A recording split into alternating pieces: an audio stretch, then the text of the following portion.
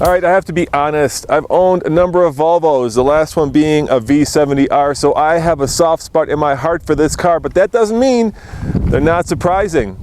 This is the 2013 Volvo S60 T5 all-wheel drive. And you know what? When you spend a week with a car, you learn some unexpected surprises. Coming up next on the Fast Lane Car.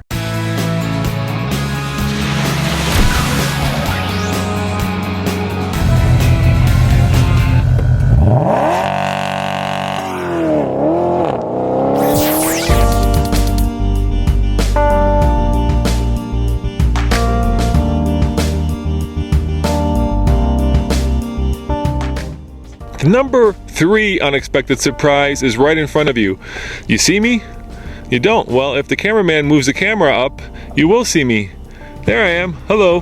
And that's because this Volvo doesn't have a backup camera, which is very surprising for a brand that's built on safety. For $38,000, you would think that Volvo would put a backup camera into this vehicle. What this car has instead of a backup camera sort of is this button down here. It's the same button that I had in an old Mercedes. Here's what it does. When you push the button, check this out. It plops down the rear headrests, which gives you an unobstructed view when you're backing up. Of course, you can also use it to knock misbehaving kids in the back of the head. That's another use for it.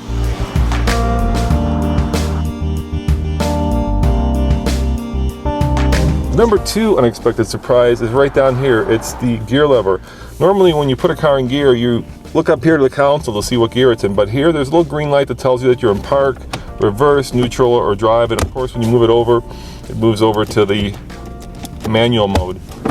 That's really cool and really slick and sort of Swedish. What isn't so cool is that cars that compete with this Volvo, like the 3 Series and the A4, they have paddle shifters. Here, no paddle shifters. Just a really cool gear selector lever. And the number 1 surprise, voila, is right here under the hood. That is a 2.5 liter, 250 horsepower inline 5, and the fact that it's an inline 5, a straight 5, is surprising. In fact, there are not many car manufacturers that make 5 cylinders anymore. Volkswagen has done it, Audi has done it, GM has done a terrible diesel, but Volvo is a manufacturer that has stuck with modular 5-cylinder engines for, well, until today. What's happening, according to published reports, is that Volvo is doing away with the 5. So what you're looking at is perhaps the last of a dying breed. The upside to a 5-cylinder is that it's compact, it has a fuel economy of a 4, yet the power of a 6. The downside is that it can be harsh. And here, perhaps, is one of the last ones in a globally manufactured car. So check it out before it's gone. So if you're looking for a review of this Volvo, go to tflcar.com because we have already reviewed it. As always, this is Roman reporting for the Fast Lane Car. Remember, subscribe for a new car video every day. See you tomorrow.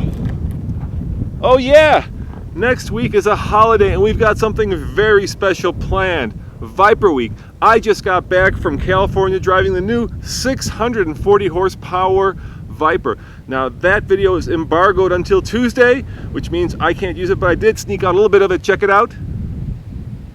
Pretty cool, huh? But come back on Tuesday when we'll have a whole series of videos, including a first drive review, the very first Viper, and my personal favorite, the Viper drifting in a torrential downpour. You're gonna love it. See you then.